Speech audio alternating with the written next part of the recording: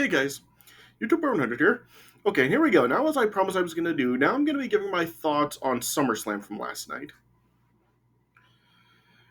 So, yeah, so I did watch SummerSlam last night, and I gotta say, this was a pretty great show. I mean, yeah, I don't really see why anybody can actually say that this really was not a good SummerSlam, because, yeah, this really was a pretty great show. Yeah, I mean, there really wasn't anything really bad on last night's show at all. Oh, yeah, it really was overall. Yeah, it was pretty great. Like, you really did have like a quite a lot of really good to great matches last night. So yeah, so I really don't really see like how anybody can actually say that this really was not a good SummerSlam, or even like a great SummerSlam. Like, yeah, can't really see like why anybody really would say that it wasn't because yeah, we really did have like a pretty great show last night. I would say this is probably like in the top 10 best SummerSlams of all time. I'm not really sure if I can go so far to say that it is like a top 5 SummerSlams of all time. I'm not sure if I can really go that far, but yeah, I would say this is definitely in the top 10 SummerSlams. Like this show last night. Yeah, I mean, yeah. So yeah, so I found it like interesting how like the theme song for SummerSlam last night was Steppenwolf's "Born to Be Wild." Like, yeah, I just found it really interesting they had like a song like that be the theme song for the show. Like, you really don't hear a lot of A-list songs like that one, like songs that are like extremely popular, really be theme songs for WWE pay-per-views. Usually they use like songs that really are not as well known, but yeah, they really did use like "Born to Be Wild" really is like a really famous song, and plus it's been a and like that is song is like over 30 years old, so it really makes you wonder like why they like waited this long to really have that be a theme for a pay-per-view. Yeah. Yeah, but yeah, last night SummerSlam really was like a pretty great. Like I said, you did have like quite a few really good to great matches last night, and yeah, and like I said, you really didn't have like anything that was truly bad on last night's show at all. I mean, maybe there was like one match that really was like a not all that good and really like was nothing special, but yeah, everything else really like was not really bad at all. Yeah, so yeah, so I guess I'll just talk a little bit about the card from last night. I'm probably really just going to focus on the results and kind of like just talk, give like a brief summary about the match. But yeah, I'm not really going to go into full detail about the matches. All right. So yeah, so last night you had the first match was Ricochet versus Logan Paul. Logan Paul ended up winning, and obviously, like, I'm not happy about that. Like, as I've said like many times before, like I really just do not like Logan Paul, and every time I see him in a match, I want him to lose. Yeah, so I was not happy about Logan Paul really winning, but yeah, this really was like a pretty good to great match right here. Like, it really was like very fast paced, and yeah, and there were like times where you really not that it would have ended. Like, as I was watching it last night, like whenever Ricochet, well, a lot of the times that Ricochet looked like he had the match won, I was like going like 1, 2, 3 when when Logan Paul kicked out. Just yeah, it was like just like yeah, really bummed that it didn't end. Yeah, and yeah, and some nice back and forth stuff between the two. Like I said, there were like a lot of spots where you really would have thought that it would have ended. Then like the ending, like you did have like a some guy that like ended up like slipping Logan Paul some brass knucks, and then Logan Paul nailed Ricochet with the brass knucks, and then ended up winning. Yeah, so I don't really know like who that guy was. He's probably just like some Logan Paul supporter. So I don't really like know who the guy was. I don't know if it's gonna like play a factor later on. But yeah, I'm not sure like exactly where this is gonna go next. Like I don't know if like there is gonna be a rematch between these guys or like what could possibly be next for this yeah, Ricochet is still overall getting like a pretty good push. So yeah, so I'm thinking that there's probably going to be a rematch sometime down the line, whether it is the next pay per view or like maybe like a little bit later on. But yeah, we'll see where it goes from here. Yeah. Then you had the next match was Brock Lesnar versus Cody Rhodes 3. Like these guys have now had their third match now on pay per view. They had the match at Backlash. They had the match at was it Money in the Bank or was it like the one before?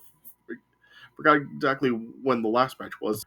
Night of Champions. That was the second match between the two guys. Yeah, their second match was at Night of Champions. Yeah, and now their third match here. Yeah, and this really was a pretty great match as well. Yeah, it really did go back and forth. There were like times where you really thought that both guys really could have won. Yeah, as I said like many times before, like when Brock Lesnar does have the Kimura lock, like I really don't buy that stuff. Like I really feel that like that stuff really is just like very phoned in because it's really not believable because yeah, that's will like snap your arm if you don't like immediately tap out. So yeah, so I really don't buy that with how long Brock Lesnar always has it cinched in. Yeah, and as well as like with Cody Rhodes had it cinched in too during this match at one point. Yeah, I noticed like I want like during this match, Brock Lesnar's shorts had actually ripped.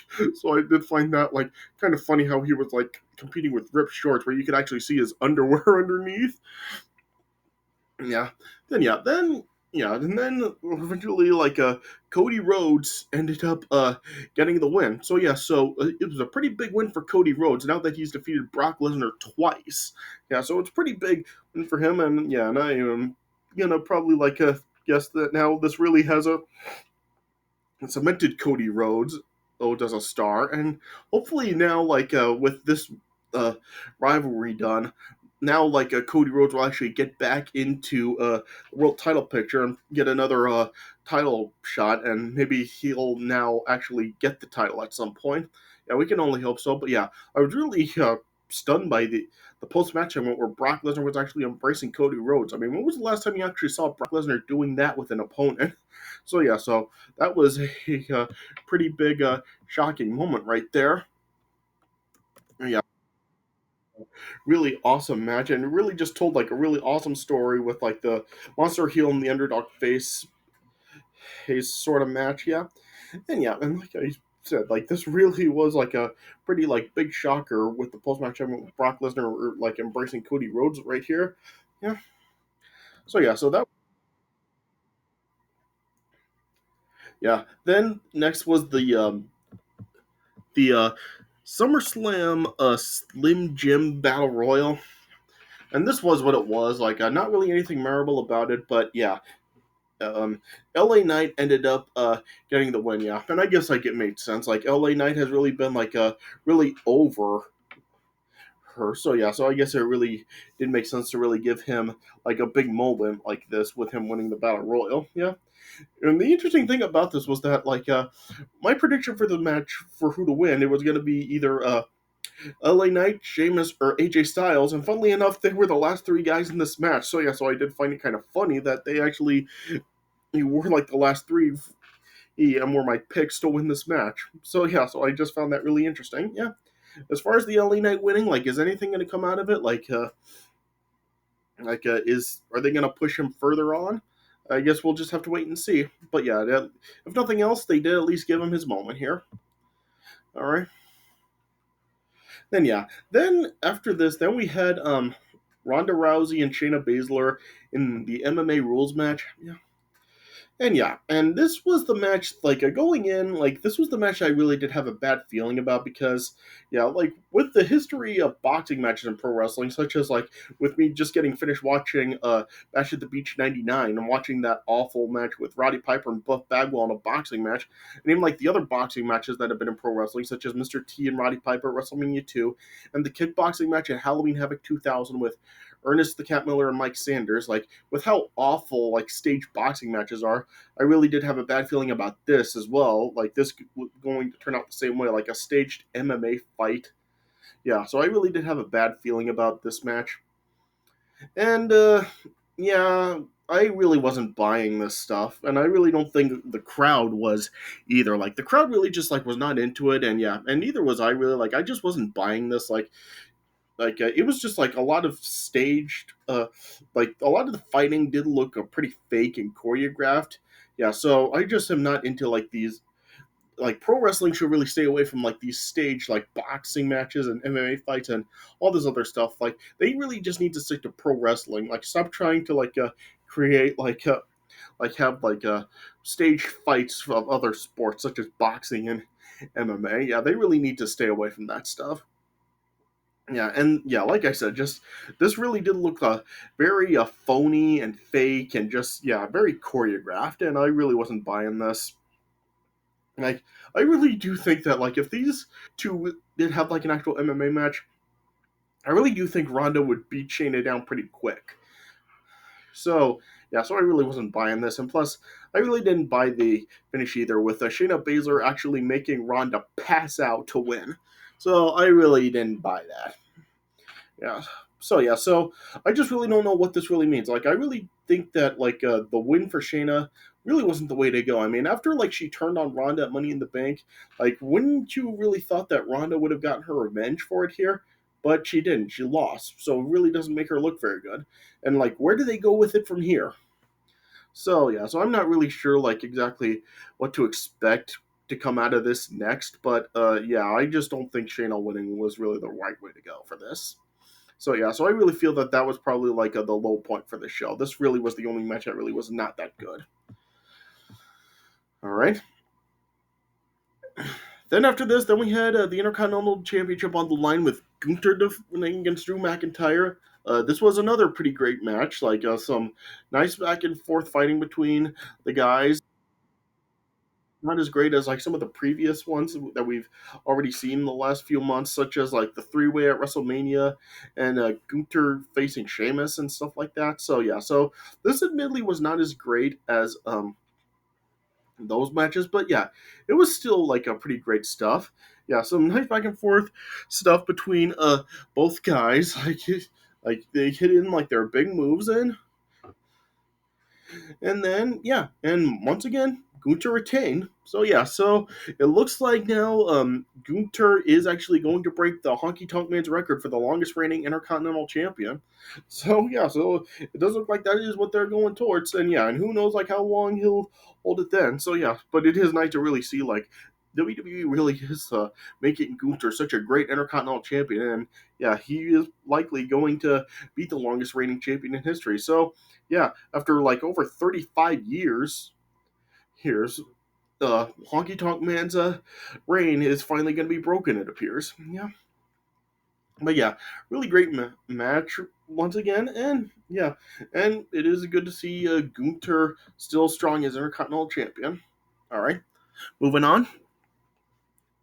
Then after this, next up was Seth freaking Rollins defending the World Heavyweight Championship against Finn Balor, and yeah, and this was another great match. This was probably the match of the night. Yeah, this really was like a pretty great match. Told a nice story, of course. Like it had like has like the whole like backstory with like the history between them, like at SummerSlam back in 2016 when they like competed for the inaugural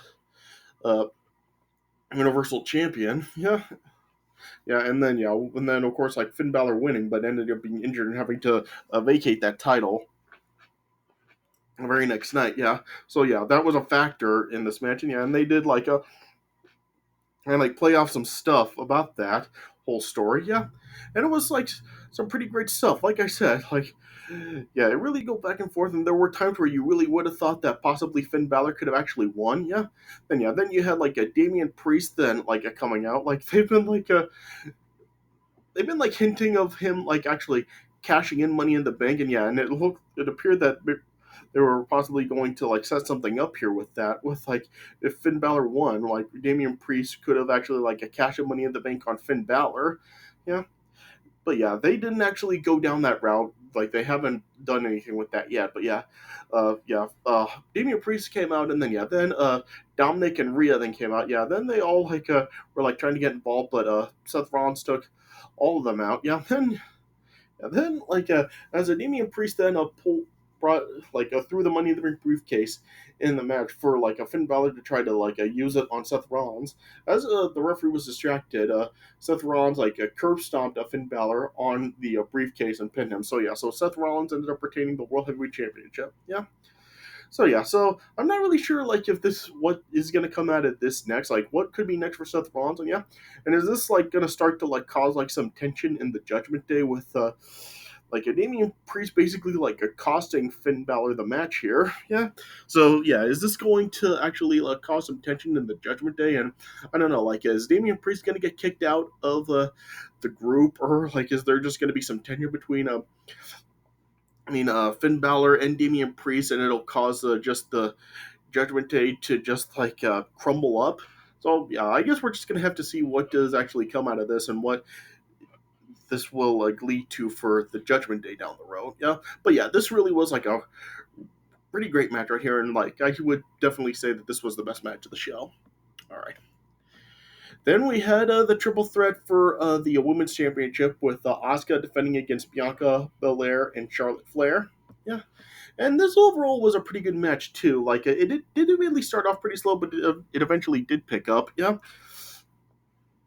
yeah. Like all three of them did look pretty good in this match. Like I really was like pretty nervous about like Charlotte winning again. Like I really do not want Charlotte to win another women's championship. I really just this. I think she has done it enough, and she just like should not really be trying to be like the female version of her dad. She just really needs to just be her own self. Yeah, yeah, yeah. And it was like a yeah, and it was like a really good like it is like all three women did look pretty good in this match. Like when Bianca got hurt, like when she like went like over the ropes and like she went down to the floor and it like hit the stairs.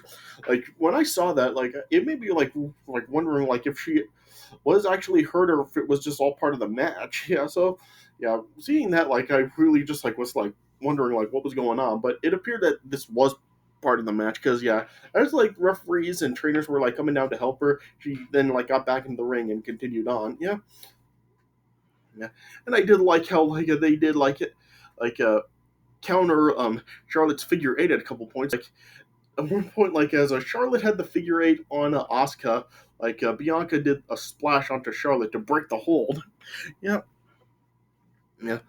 And then it was a pretty cool finish where like you had Charlotte having Bianca in the figure eight, but before Bianca could actually tap, Asuka spat the mist in Charlotte's eyes to cause her to break the hold. Yeah, and then as Asuka tried to go after Bianca, Bianca then rolled up Asuka and pinned her. So yeah, so Bianca ended up winning the women's championship. Yeah, but before Bianca could actually celebrate, yeah, you of course like had Io Sky coming out and cashing in her money in the bank on uh, Bianca. Yeah, and it lasted like 8 seconds. Yeah, and then yeah, Io like hit her like a moonsault or something onto Bianca. Then yeah, and then she pinned her. So yeah, so Io Sky ended up winning the women's championship. Yeah. So I really do like a question why they even bothered having Bianca win the title here just for Io to cash in the money in the bank on her. I mean, if you were gonna do this, like, wouldn't it have made more sense just to have Asuka retain and then have Io cash money in the bank in on her? So I really didn't really understand like why they even bothered having Bianca win the match just for Io to cash money in the bank in on her. Yeah. So I'm not sure if like what is going to come out of this next. Like, how will Io Sky actually do as women's champion? And yeah, yeah, and is this going to lead to an Io Sky Bianca Belair rivalry? I guess we'll see what happens. Like I said, I'm not really sure if like Bianca actually did get hurt last night, but yeah, I guess we'll just see what comes of this. All right. Yeah. Then we had the main event, which was the undisputed WWE Universal Championship on the line in the Tribal Combat, which was also like for recognition of Tribal Chief, with Roman Reigns defending against Jey Uso. Yeah, and this was like really good as well. Like you really just like the story for this really was just like so big, and yeah, this really was like a pretty intense back and forth match. Like there were a lot. Like I really was thinking that this could possibly finally be the end of Roman Reigns, and yeah, Jey Uso could finally dethrone Roman Reigns here. Yeah, yeah, there was like a lot of weapon use in the match. Like Jey Uso like brought in like a ton of chairs and was just nailing Roman Reigns with them. Yeah, there was like a table like laid up on the outside of the ring, and like Jey Uso like from the ring apron gave Roman Reigns a Samoan drop through the table. Yeah, yeah. There was a point where like Jey Uso like used a kendo stick and just like beat the hell out of Roman Reigns with it, and you just saw like the kendo stick was just busted from the beating that Jey Uso gave Roman Reigns with the kendo stick. Yeah, and yeah, and just yeah, these guys were just like going at it like all over the place. Yeah, and then yeah, then like as they were fighting in the crowd, then you had the interference from Solo Sikoa. Yeah, I mean, just why did they bring him in this again? Like, couldn't they have just like kept him out of the match? Like after what Jey Uso like did to Solo on SmackDown, like couldn't they have just kept him out of this match by not having him get involved? So yeah, so not really keen on the interference from Solo Sikoa once again. Yeah, then you like had this point where Roman Reigns had accidentally speared Solo Sikoa. Yeah, then as Roman Reigns like was gaining the upper hand on Jey Uso again, like there was this point where it appeared that Solo Sikoa was possibly going to actually attack Roman Reigns, but then before like anything actually did happen, Jey Uso speared a Roman Reigns through the barricade. Yeah, then as um, uh, Solo like tried to attack Jay again. Jay eventually splashed him Solo through the announce table. Yeah, yeah. Then when it looked like Jey Uso was actually going to win after like he laid Roman Reigns out, I think speared him and then splashed him. I think it was. Yeah, it looked like Jay was actually going to win, but then we had the big moment here where as Jay was about to pin Roman, he got pulled out of the ring, and it was revealed that it was Jimmy who pulled Jay out of the ring and cost him the match right here. Yeah, then just as we had uh, uh, Jay just staring at Jimmy and just disbelief, then Jimmy then just kicked Jay in the face. Yeah, then brought him back in the ring, and then that allowed Roman to then spear Jay through a table and pin him. So yeah, so Roman Reigns survives again. Yeah. So yeah, so as far as like this whole thing with Jimmy turning on Jay, like I was like absolutely shocked by it. Yeah, and I know a lot of other people were too. Yeah. So yeah, so what is gonna come out of this? Like this is like setting up now, like of course like Jay and Jimmy rivalry now. The Usos like just have now broken apart, and now they're going to be feuding with each other. Yeah, and what I ask like does this mean that Jimmy is still aligned with Roman Reigns, or is this just something where it's Jimmy's on his own now? Because yeah, even like after the attack, like you just like Roman Reigns just seemed like very shocked about it as well. So I'm not really sure if like the whole thing was just a ruse with Jimmy leaving Roman, and or if like this is just setting up something with Jimmy on his own, and like it's just going to be Jimmy and Jay feuding now. Yeah, and what role is Solo Sikoa going to play? Like, is he still with Roman, or is he like going to like just leave Roman because of like what did happen there? So there's just a lot of questions about like what this outcome really does mean, and what is going to be next for this whole story arc. So I guess only time will tell, and yeah, and I'm guessing that Roman Reigns is probably going to be gone for a little bit again, and I'm not sure exactly when he's going to come back. I don't know if it'll be Survivor Series or if it'll be sometime later on. I guess we'll just have to wait and see like how long this really comes out. This really like goes on for. Yeah, but yeah, definitely like a big shocker to see Jimmy now turning on Jay. But yeah, and we'll just see where it goes and how long this actually lasts. Like, are they actually going to face off at Survivor Series, or is this just going to be like a story arc that goes all the way to in the next year, leading to WrestleMania? I guess we'll just see what happens with that. Yeah, but yeah, still overall, this was a pretty good match here. Yeah. All right, so like I said, I really did find SummerSlam last night to be a pretty great show. Like you did have just have numerous really good to great matches. Logan Paul and Ricochet was really good to great. Lesnar and Cody was really good to great. The Intercontinental title match really good to great. And the World Heavyweight title match was really good to great, yeah. And even like the other matches were also pretty solid too. The only thing that really was not so great was the MMA match with Ronda and Shayna, yeah. But everything else was at least solid. And yeah, and just because you did have like four matches that were really good to great, yeah, I really don't see how anybody can't say that this was a good show. Oh, or a great show. Yeah. So overall, yeah, I definitely do give SummerSlam last night a real good thumbs up. Yeah, like I said, I really do say that this is definitely in the top 10 best SummerSlams of all time. Yeah. All right, so yeah, so those are my thoughts on SummerSlam last night. So I hope you guys enjoyed what I had to say about SummerSlam. So yeah, and stay tuned as I got more stuff coming up. All right, but I hope you guys enjoyed this video. So thanks for watching, and I'll see you guys later.